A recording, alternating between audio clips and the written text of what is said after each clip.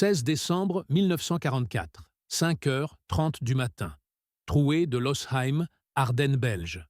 La nuit est un manteau de glace qui étouffe le monde, un froid mordant qui s'infiltre dans les os, comme des éclats de shrapnel invisibles, tandis que les batteries d'artillerie lourdes du 6e Panzerarmee SS rugissent dans l'obscurité, leurs obus Nebelwerfer hurlant comme des banshees enragés, déchirant l'air gelé avant d'exploser en gerbes de terre noire et de neige souillée qui retombent en lourdes claques sur les capots des Königstiger.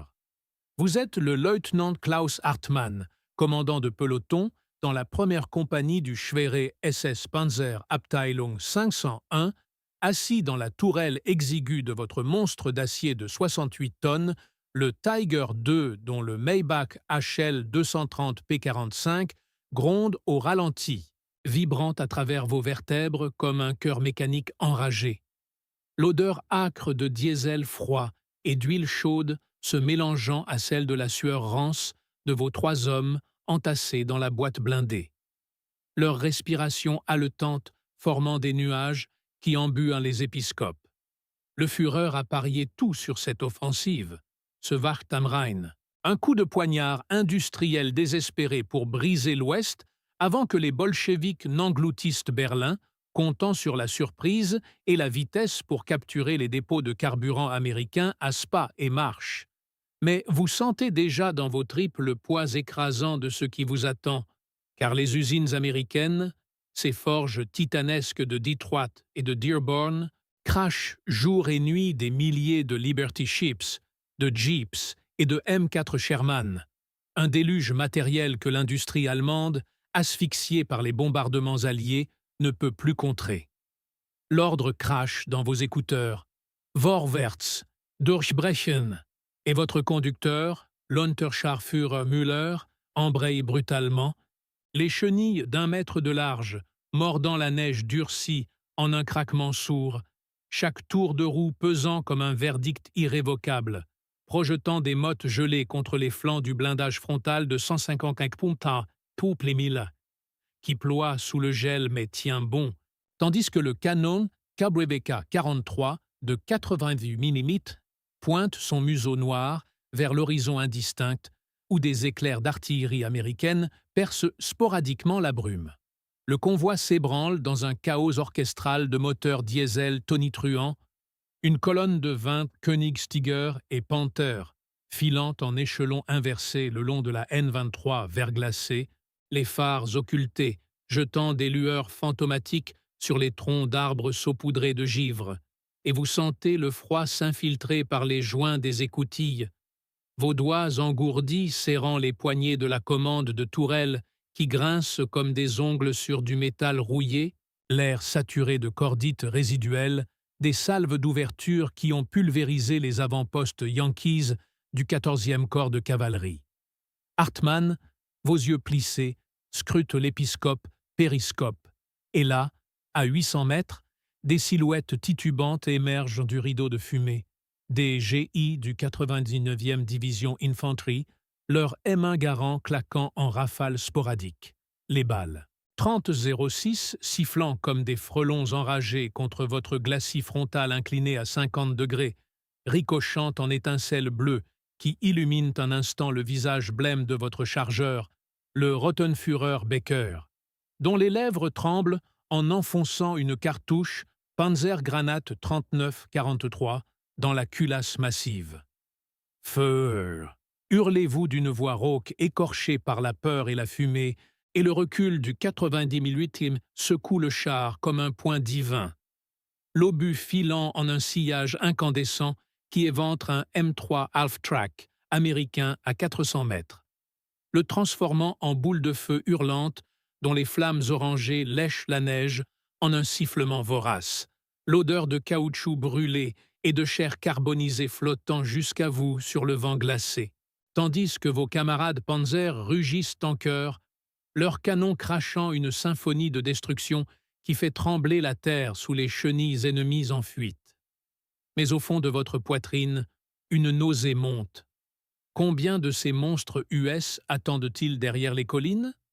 Les rapports du renseignement SS parlaient de divisions clairsemées, Mais Hitler a parié sur l'élan, sur ce miracle industriel allemand qui n'existe plus, ces usines de Krupp et de Porsche ravagées par les B-17 du 8th Air Force, pendant que les Ford et les Chrysler vomissent des convois interminables depuis les ports de Normandie.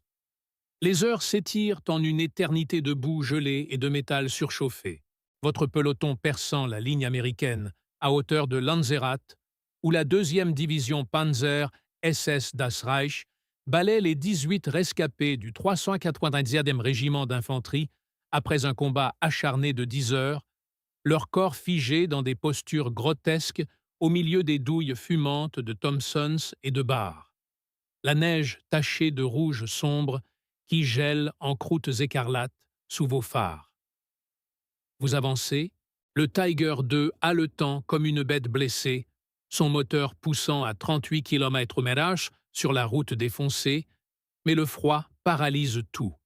Vos gants de cuir craquent en manipulant les leviers, le gel rongeant les mécanismes des optiques Zeiss qui s'embuent d'un voile laiteux, et Muller jure en écrasant l'accélérateur, les chenilles labourant un cratère d'artillerie où gît un jeep renversé, ses occupants écrasés sous les roues en un craquement humide qui vous retourne l'estomac.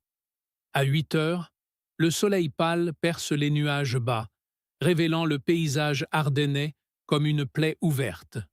Forêts de sapins ployés sous la neige, villages en ruine avec leurs clochers effondrés, et partout les épaves de la 106e division US, leur M10 Wolverine acharnés, mais impuissants face à vos Jagdtiger d'appui qui pulvérisent les positions avec des obus de 120 mm dont le souffle aspire l'air des poumons.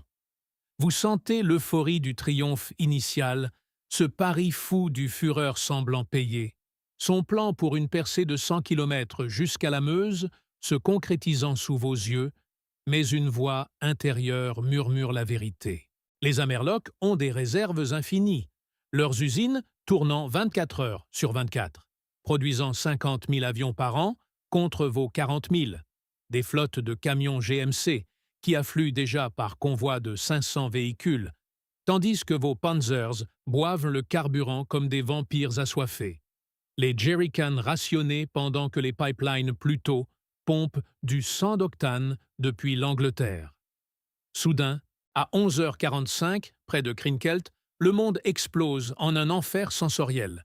Un barrage d'artillerie US du 99e division pleut sur votre colonne les obus de 105 mm M2A1 et 155 mm Long Tom martelant le sol en concussion qui font vibrer vos dents dans leurs alvéoles, la terre se soulevant en geysers noirs qui engloutissent un panthère voisin dans une avalanche de roches et de glace, son équipage hurlant en vain, tandis que les flammes jaillissent des grilles d'échappement.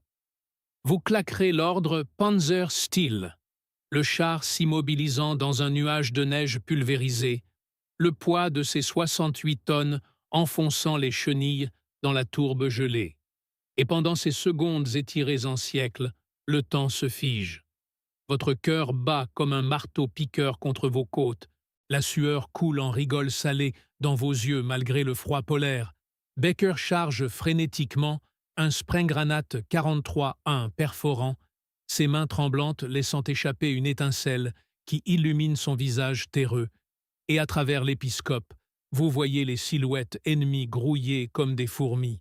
Des GI en greatcoats kaki, leurs casques M1 luisants de givre, rampant avec des bazookas M9 sur l'épaule, leurs chargeurs 60 mm, mortiers, crachant des tubes qui filent vers vous en sifflements aigus.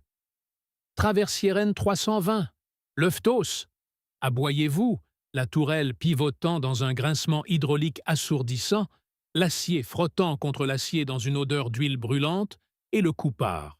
L'obus traversant 600 mètres pour désintégrer un nid de mitrailleuses Browning M1919, dont les servants sont projetés en lambeaux sanglants, leurs cris avalés par le rugissement de l'explosion qui secoue votre blindage comme un gong infernal. Mais ils sont trop nombreux. Ces Yankees surgis de nulle part, leurs camions Studebaker US-6 déversant renforts et munitions depuis Antisnes, fruit de ce miracle industriel que Hitler avait nié. Ses discours enflammés sur la production allemande masquant la réalité d'usines bombardées, où les femmes et les esclaves affamés assemblent des V2 au lieu de tanks. L'après-midi s'alourdit en un lent cauchemar de progression hésitante. Votre peloton réduit à 12 blindés après les mines Teller et les frappes au bazooka qui ont estropié 3 Koenigstigers, leurs tourelles figées en position de retraite, les équipages rampant dehors dans la neige, les jambes sectionnées par les éclats, leurs hurlements se perdant dans le blizzard qui s'élève à 14 heures, un mur blanc qui aveugle les optiques et gèle les mécanismes de recul. Vous avancez vers Bullingen, le moteur hurlant à 3000 tours, la chaleur intérieure montant à 50 degrés, tandis que dehors, le mercure plonge à 15, vos hommes toussant dans la fumée âcre des cartouches vides qui s'entassent aux pieds. L'odeur métallique du sang quand Baker se taillade la main sur une culasse incandescente. À 500 mètres, un convoi US de la 2e division blindée CC, la Hell on Wheels, surgit du virage. Une quarantaine de Sherman M4A3-8 Easy 8, avec canon 76 mm, escortés de Half-Tracks M3 et de Jeeps armés de poids 50 cal. Un flot incessant né des chaînes de montage de Chrysler à Détroit, 50 000 unités par an contre vos 6 000 Panthers. Le premier duel est une apocalypse. Vos 90 mm aboient en salve synchronisée, perforant les Sherman à 1000 mètres, leurs tourelles sautillant comme des bouchons de champagne sous la pression interne, les réservoirs d'essence haute octane explosant en boules de feu qui illuminent la tempête de neige, l'onde de chaleur fondant la glace en flaques boueuses où glissent les épaves. Mais ils ripostent, leurs obus HVAP filant en essaim, un impact sur votre flanc gauche, faisant hurler les tôles en une déchirure stridente. Des éclats ricochant dans l'habitacle où Müller s'effondre, une jambe broyée, son sang chaud éclaboussant vos bottes, tandis que vous hurlez « Sanitéter! Feu libre !» Le canon crachant encore, chaque recul un choc qui disloque vos épaules, la peur vous nouant les entrailles, car pour la première fois, vous comprenez le pari perdu. Ces Américains ne finissent jamais, leurs usines invisibles régurgitant des vagues infinies. La nuit tombe à 16h30, une obscurité huileuse percée par les fusées éclairantes allemandes qui flottent comme des spectres verdâtres, révélant le carnage autour de votre position défensive sur la hauteur de Wirtzfeld. Carcasse de panzer carbonisée, d'où s'élève une fumée noire grasse, imprégnée d'odeurs de chair rôtie et de caoutchouc vulcanisé. Le sol jonché de douilles de 75 mm US et de Panzerfaust évidés. Vos hommes épuisés, les yeux creux, mâchant des rations froides de pain noir et de saucisses salées qui collent au palais comme du ciment. Hartmann, vous sortez pour inspecter, le froid vous giflant comme un marteau. Vos bottes s'enfonçant dans 30 cm de neige piétinée mêlée de viscères gelés. L'air vibrant du gémissement des blessés Yankees capturés. Leurs accents nasillards suppliant en anglais, tandis que les SS exécutent les officiers d'un coup de Luger dans la nuque. Craquement sec des crânes explosant sous la 9 mm Parabellum. Vous ralliez le char, le cœur serré par le doute. Le Kampfgruppe Piper, Spearhead de Sepp Dietrich, a percé 30 km mais s'essouffle. Le carburant à sec, les ponts sautés par les ingénieurs US du corps d'armée et déjà les premiers P-47 Thunderbolt rasent les arbres, leurs mitrailleuses. 50 cales hachant vos lignes en gerbes d'étincelles, fruit des 96 000 avions produits par les usines Boeing et North American. Dans l'habitacle étouffant, Baker charge les dernières obus, ses doigts noircis de poudre, et vous murmurez une prière païenne au Walhalla, sentant le poids irréversible de chaque seconde. Avancer ou périr, le pari industriel du Führer se muant en réalité écrasante. Au cœur de la nuit, vers 2 heures du 17 décembre, un assaut yankee fracasse le silence. Les phares des Sherman perçant la tempête. Un grondement de 200 moteurs, Wright Air 975, rugissant comme un troupeau infernal, soutenu par des fusées bazooka qui zèbrent l'air en traînées oranges, explosant contre votre glacis en fontaine d'étincelles qui aveuglent l'épiscope. Le temps s'étire, chaque battement de cils une éternité. Vous pivotez la tourelle manuellement, les muscles hurlant sous l'effort, le canon aligné sur le chef de file M4A3 dont la tourelle culmine à 3 mètres. Feu! Feu! Et l'obus perforant traverse le blindage de 63 mm comme du papier. Le réservoir éclatant en une nova de flammes qui dévore l'équipage en hurlements étouffés, l'odeur de kérosène et de napalm flottant jusqu'à vous. Mais ils affluent, 10, 20, 30 tanks, leur canon 76 mm tonnant en canonnade, un obus touchant votre chenille droite qui se disloque dans un craquement apocalyptique, le Tiger s'immobilisant en dérapant sur le flanc, incliné à 20 degrés, le monde basculant en un vertige nauséeux tandis que les obus pleuvent. Chaque impact un gong qui résonne dans vos os, la peinture noircissant, les antennes fondant en gouttes de plomb. Vos hommes paniquent, Baker tirant au jugé par la trappe dorsale avec son MP40, les balles 9 mm sifflant vainement, Muller gémissant sa jambe amputée à la baïonnette de fortune, et vous, Hartmann, dans un éclair de décision isolée qui scelle tout, ordonnez « À couvert ! Sabotage !» bondissant dehors dans la neige fondue, rampant vers les arbres sous le déluge de shrapnel, le cœur cognant comme un tambour de guerre, abandonnant le char à son sort tandis que les Sherman l'encerclent, leur mitrailleuse coax MG53 crachant la mort. L'aube du 17 décembre se lève sur un paysage dantesque, la trouée de Losheim transformée en cimetière blindé. Votre Königstiger éventré gîte sur le côté, sa tourelle éventrée vomissant de la fumée noire. Les corps de Baker et des autres figés dans des postures figées, leurs yeux vitreux fixant le ciel gris, ou des C-47 Dakota, largues parachutistes de la 82e Airborne pour colmater la brèche. Vous errez, Hartmann, un fantôme parmi les épaves, les poumons emplis de la puanteur omniprésente de carburant brûlé, de cordite et d'excréments humains. Chaque pas un poids de plomb dans les jambes épuisées. La peur mutée en un désespoir froid, car le plan impossible du Führer se parie sur une blitzkrieg finale soutenue par une industrie moribonde, s'effondre sous le rouleau compresseur américain. Convoi de 10 000 camions affluents de Cherbourg, 2 millions de tonnes de fret mensuelles via Mulberry, des usines qui produisent un Sherman toutes les 50 minutes contre vos tigres assemblés au compte-gouttes. À Stavelot, Piper ordonne la contre-attaque, mais le fuel manque, les ponts sautés, et vous rejoignez un Kampfgruppe disparate, harcelé par les P-51 Mustang qui mitraillent sans relâche, leur 50 cales hachant les colonnes en charpie sanglante. Les jours suivants s'étirent en un calvaire sensoriel.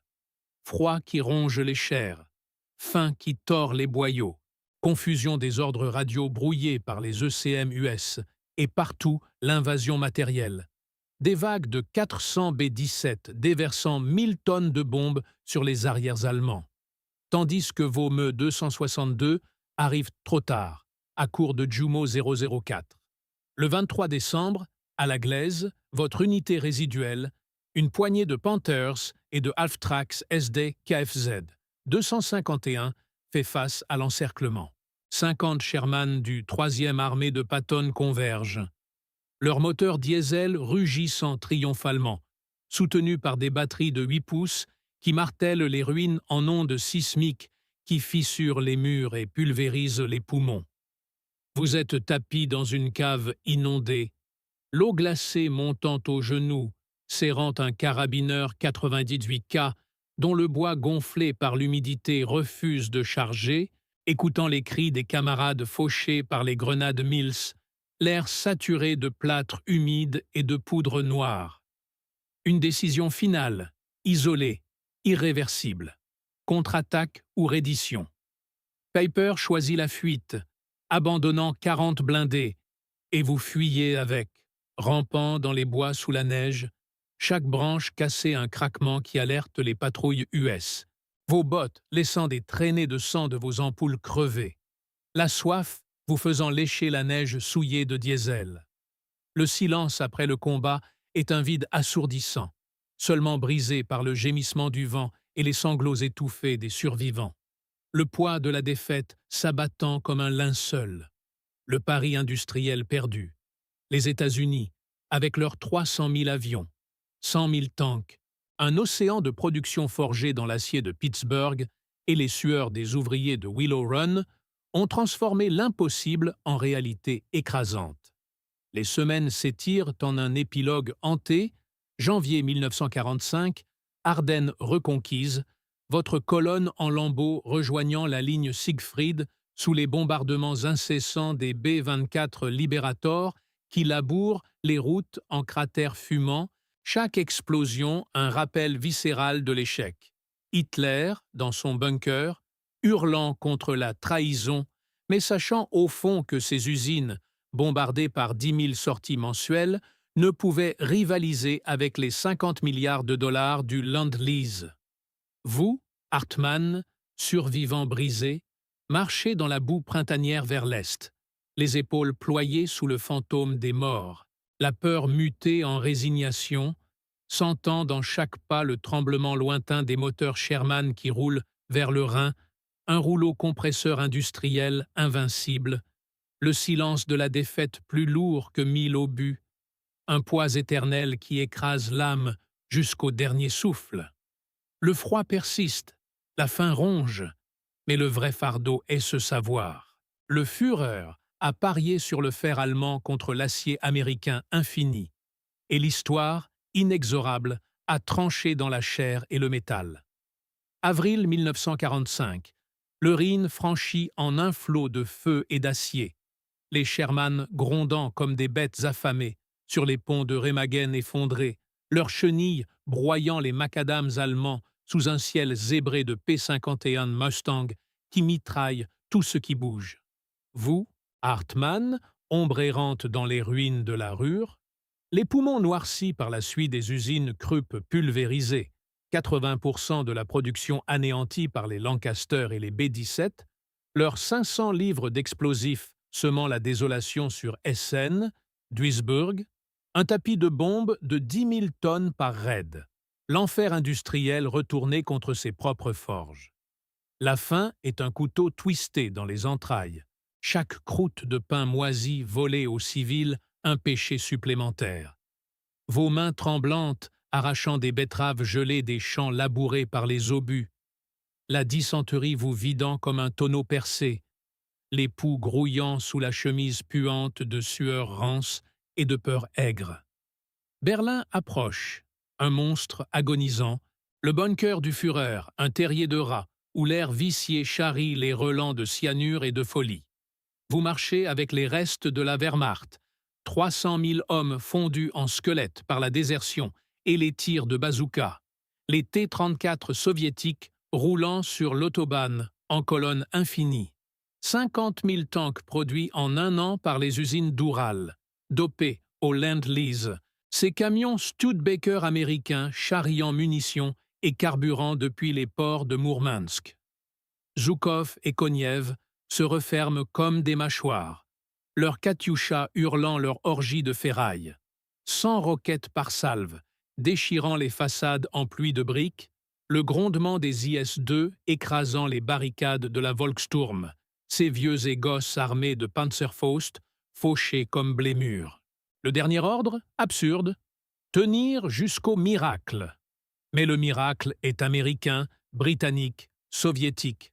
Un déluge de 12 millions de soldats alliés, 200 divisions broyant les 50 divisions allemandes survivantes, le ciel noir de 15 000 avions par jour sur le front Est. Vous vous tapez dans un sous-sol de la Wilhelmstrasse, le plâtre tombant en cascade sur vos épaules, les cris des viols et des exécutions filtrant par les murs fissurés, l'odeur de chair brûlée montant des incendies qui rongent le Tiergarten. Une grenade explose à l'étage Et vous gisez, jambes brisées, le sang chaud coulant en rigole sur le béton glacé, les yeux rivés sur une photo froissée de votre foyer pulvérisé à Cologne, 80% rasé par Opération Gomorrhe, 40 000 civils incinérés en une nuit d'août 1943. La fin vient avec le drapeau rouge sur le Reichstag, le 2 mai, Staline toquant à la porte de l'histoire. Vous, Hartmann, traîné par des mains russes calleuses, les baïonnettes dans les côtes, un voyage en wagon-plancher vers les camps de la Kolyma où le permafrost ronge les os plus sûrement que les balles. Le poids n'est plus dans les muscles, mais dans l'âme. Le Reich millénaire plié en 3 lustres, son rêve wagnérien noyé dans l'océan industriel yankee, les prêts de Roosevelt, 50 milliards forgés en marteaux qui ont cloué le cercueil. Dans le noir du train cahotant, sous les hurlements des gardes, vous mâchez la vérité amère. Pas de Valhalla pour les perdants, seulement le silence des vaincus, un écho éternel de moteurs lointains, le roulement invincible de l'histoire qui broie les empires surdimensionnés. Kolyma, 1947. Le train vomit ses cargaisons d'ombre sur le quai gelé de Magadan, où le vent hurle comme un loup famélique, arrachant la peau des visages. Vous titubez, Hartmann, chaîne aux chevilles, le froid mordant jusqu'à la moelle. 50 degrés, un hiver qui ne finit jamais. Les NKVD aboient. Bistrot, fasciste swine, et les fouets claquent sur les dos nus. 20 ans de peine pour un fantassin qui n'a tenu que les décombres de la Wilhelmstrasse. Les baraquements pourris du camp 501, planches disjointes laissant filtrer la neige, lit en 3 étages grouillant de poux et de typhus. La mine d'or vous avale. Pioche à la main, creusant le permafrost 10 heures par jour. Les poumons noircis par la silice. Les doigts amputés par le gel en une nuit. Les rations, 400 grammes de pain noir par jour, saupoudré de sueur, soupe claire ou flotte des os de rat. Les faibles tombent, traînés dehors pour d'épais, dizaines de pas, fusillés d'une balle dans la nuque au bord de la taïga infinie. Vous survivez, spectre parmi les spectres, polonais, baltes, japonais de Khalkhin-Gol, tous broyés dans la même meule stalinienne. Les nuits, les confessions chuchotées. J'ai cru au Führer, à la revanche de Versailles. Et toi? Un juif rescapé d'Auschwitz, tatoué 148 762, ricane. Votre solution finale nous a envoyés ici pour finir le boulot. Le doute ronge comme l'acide. 27 millions de Soviétiques morts, mais leur empire triomphe. Vos 6 millions de soldats fauchés pour un délire racial, et le monde entier vomit sur le nom d'Hitler. 1953. La mort de Staline libère un souffle, amnistie partielle, mais pas pour les criminels de guerre. Vous émergez en 1956, squelette ambulant, 45 ans marqués de 70 hivers. Retour en Allemagne de l'Ouest, Adenauer et ses miracles économiques, Volkswagen ronronnant sur l'autobahn rebâtie, Bonn buvant le lait Marshall. Mais le fantôme vous hante. Nuremberg, les potences pour Göring et ses pairs, les procès où l'on juge les bourreaux mais pas les bombes d'Hambourg. Vous errez dans les ruines reconstruites de Cologne, cathédrale dressée comme un doigt d'accusation vers le ciel. Une femme, veuve de votre photo froissée, vous reconnaît à peine. Où étais-tu, Hartmann? Les Russes t'ont pris, et nous, les Alliés, nous ont nourris. La vérité finale, dans un grenier de Francfort, 1968, le mur de Berlin s'élève à l'est, divisant le cadavre du Reich en 2 moitiés ennemies. Vous allumez une gauloise. Regardez les étudiants hurler contre la génération des bourreaux. Swextaters, crachant sur les pères SS. Pas de rédemption, pas de Valhalla. Seulement l'histoire, ce titan industriel, USA et URSS, titans jumeaux forgés au même feu, broyant l'Europe entre leurs enclumes. Vous mourrez en 1975, infarctus devant la télé diffusant Saïgon tombant. Un autre empire surdimensionné, pulvérisé par le roulement invincible. Enterré anonyme, sans fanfare, votre épitaphe gravée dans le silence. J'ai tenu jusqu'au miracle. Il n'est jamais venu.